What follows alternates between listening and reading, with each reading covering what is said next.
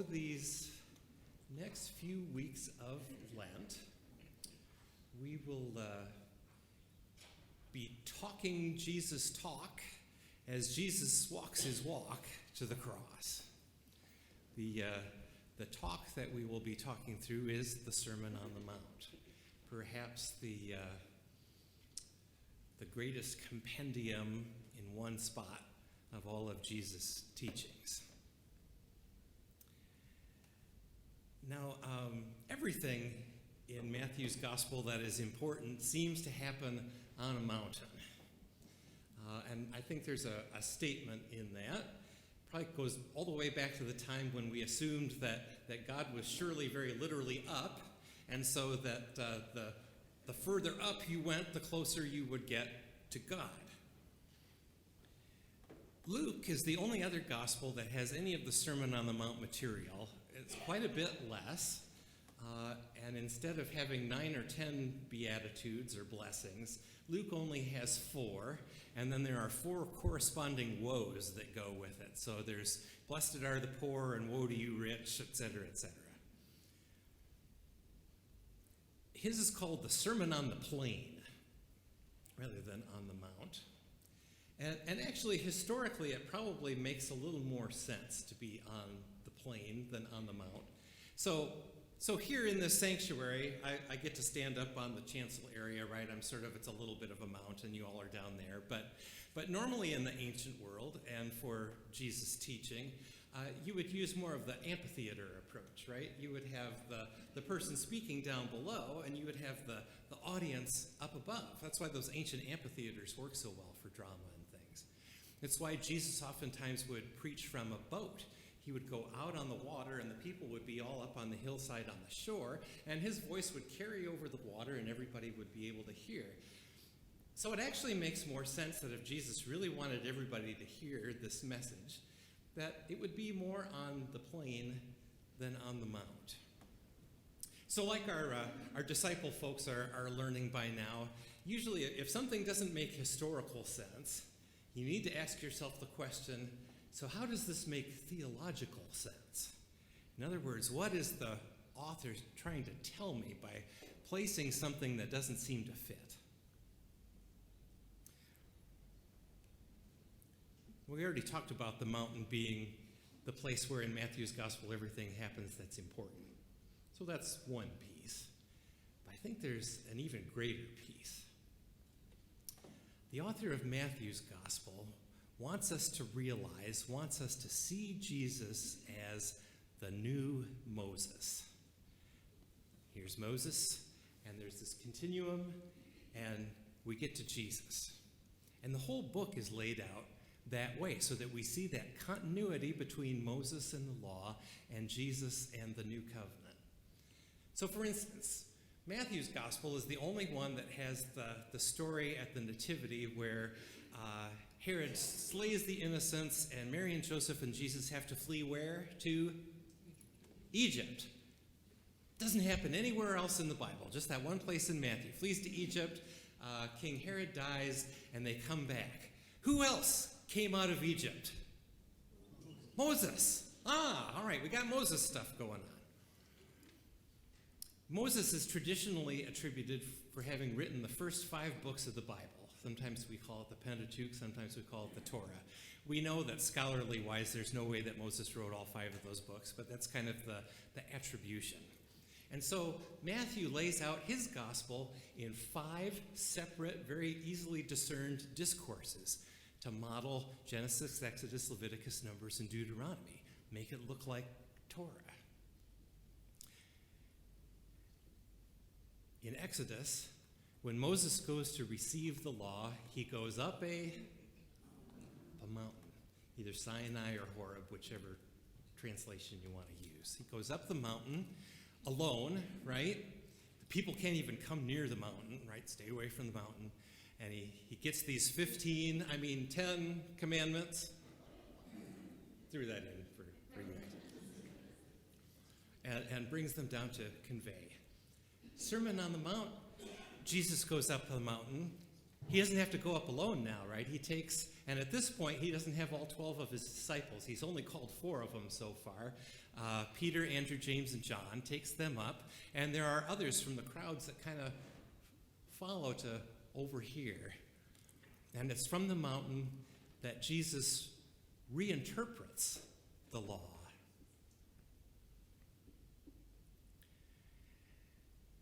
So just as Jesus says in the Sermon on the Mount, he's come not to abolish the law, but to fulfill it, to reinterpret it, to fill it with spirit, to imbue it with a deeper sense for people to understand and be able to live by.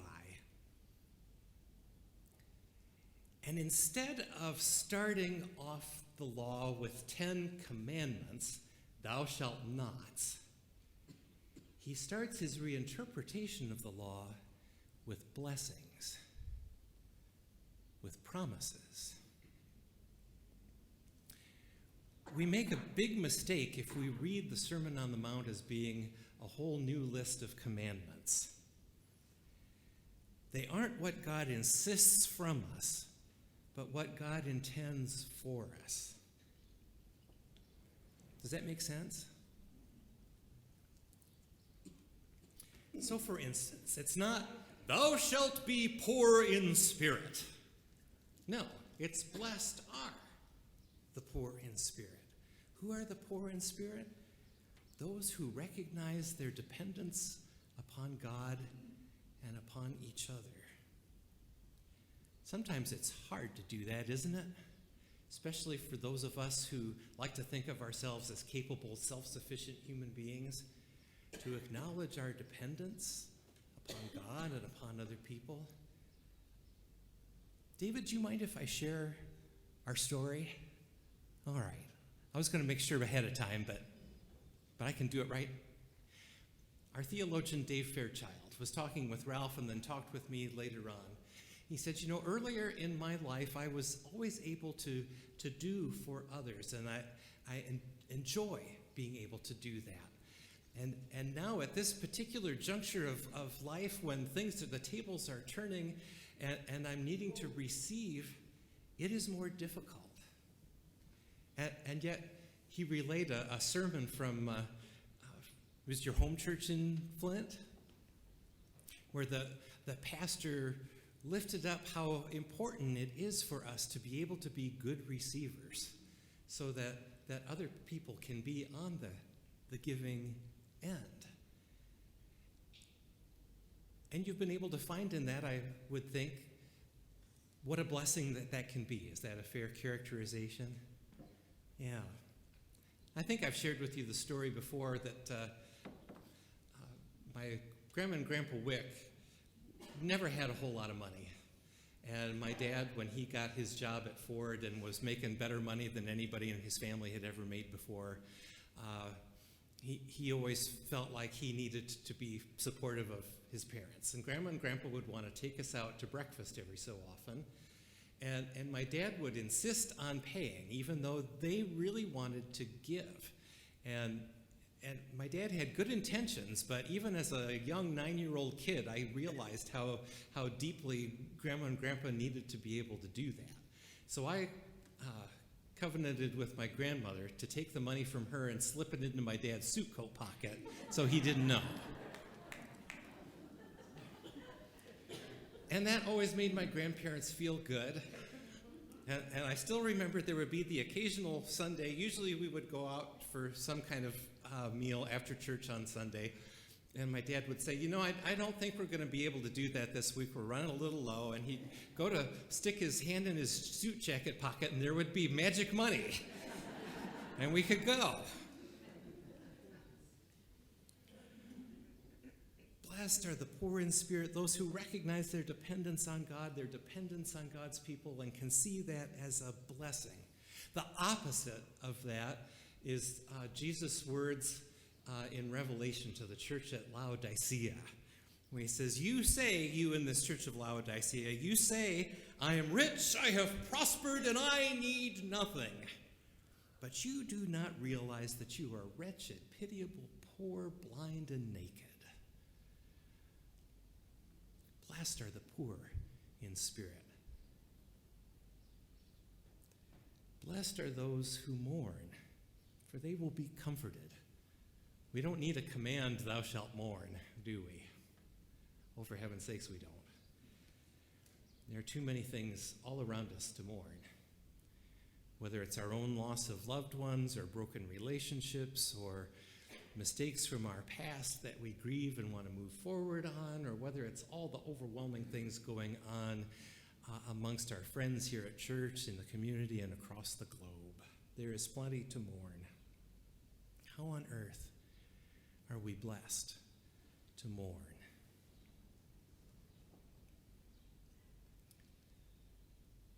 There are several things in the scriptures that talk about that when everything is as it's supposed to be, that sorrow and sighing will flee away.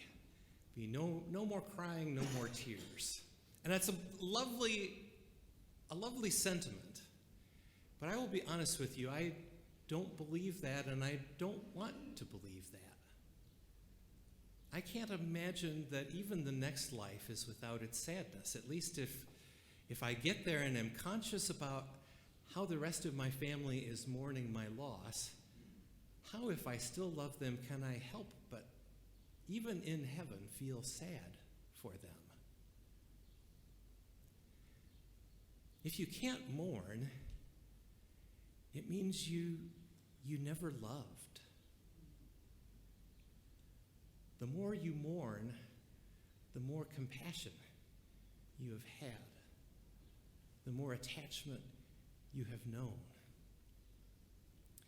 Maybe Alfred Lord Tennyson said it best when he said, "'Tis better to have loved and lost than never to have loved at all." Blessed are those who mourn. And as those tears of sadness over time turn to tears of sweetness, God gives us blessing. Blessed are the meek. Not, thou shalt be meek. Blessed are the meek. Well, what does meek mean? I think probably in our modern parlance, we hear the word meek and we think mousy, right? Meek.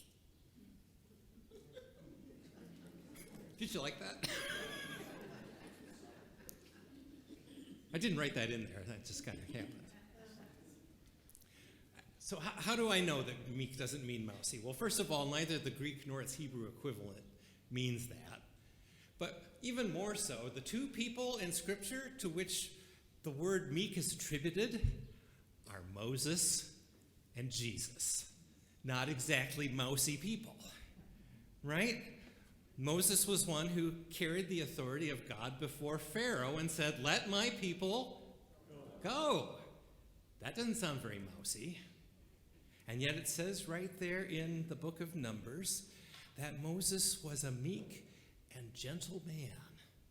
That authority, as he used it to lead his people, he never used it to lord over them. And of course, Jesus said, "Come unto me, all ye who labor and are weary, for I am meek and lowly of heart, and ye shall find rest for your souls." Jesus wasn't particularly mousy either, right? Jesus spoke as one who had the very authority of the Father. And yet he was also one who would never take that authority and lord it over people. Remember the Philippians hymn, maybe? Christ, though he was in the form of, though he carried within himself the very divine essence of God, did not consider equality with God as something to be exploited, as something to be lorded over people, but instead he humbled himself, being born in human likeness and becoming obedient even unto death on a cross.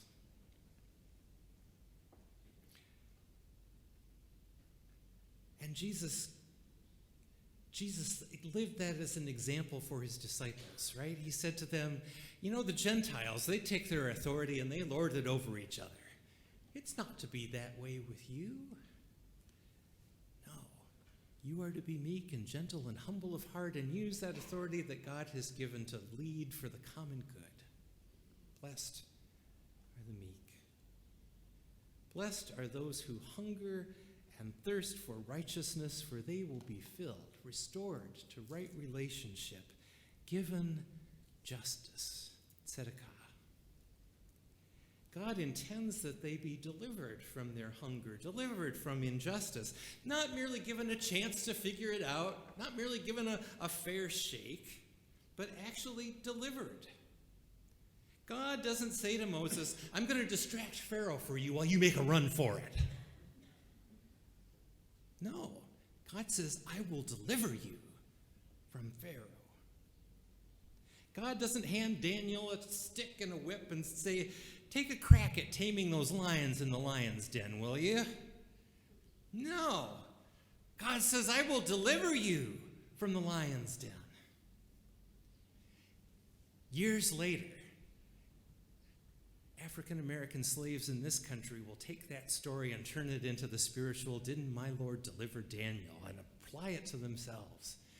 Didn't my Lord deliver Daniel, deliver Daniel, deliver Daniel?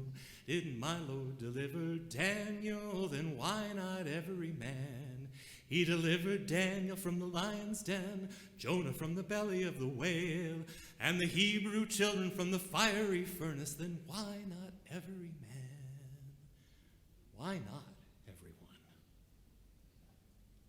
For God, justice is not merely a principle, but a practice.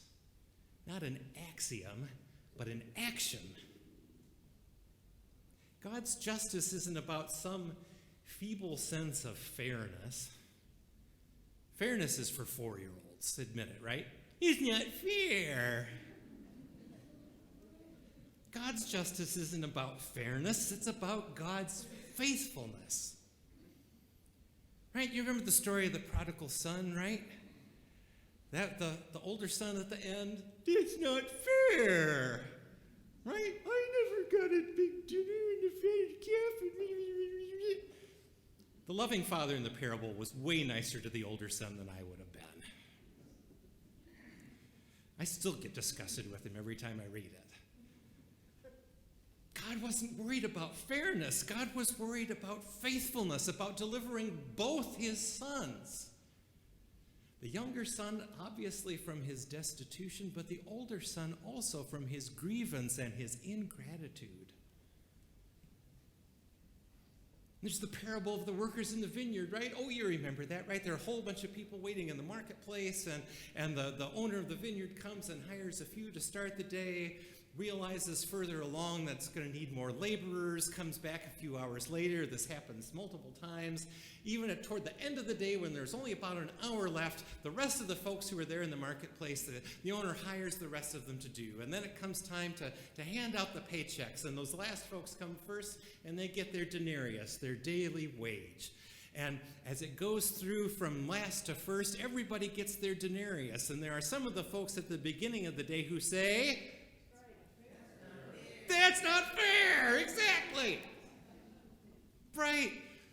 But the owner says, even if I were worried about fairness, it's even that because you're working for exactly what I told you I would give you. But God isn't worried about fairness. God is worried about faithfulness. Faithfulness to deliver for each and every person their need for the day. Give us this day our daily bread. God's ultimate intention is not fairness or mere opportunity, but a merciful outcome. And blessed are the merciful. Blessed are those who participate in God's just intentions, for they too shall obtain mercy. God's intentions, we know through Jesus Christ, are mercy and forgiveness and grace. The only question becomes, will we receive them or will we resist them?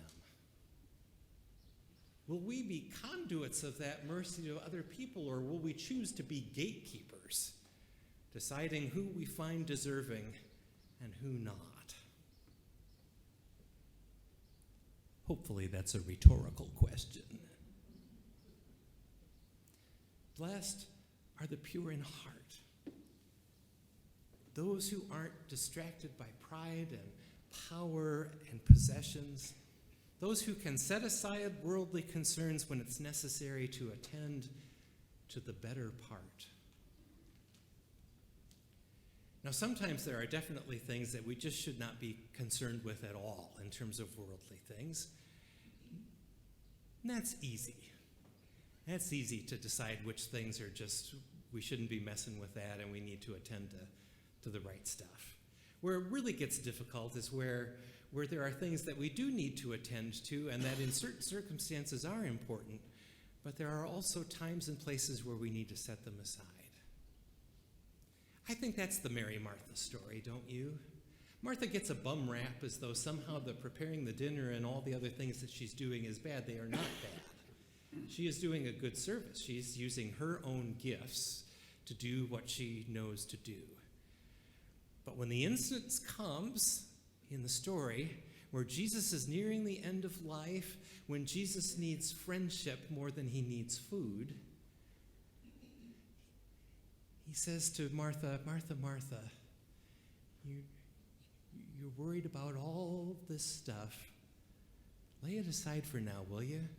And come sit with me and Mary and just be with me. Another Grandma Wick story. Grandma Wick would throw these big dinners for the extended family. She made a mean roast. And she would get all the stuff together and we'd all be at the table and she wouldn't sit down. She would continue to find things that she thought she had to do.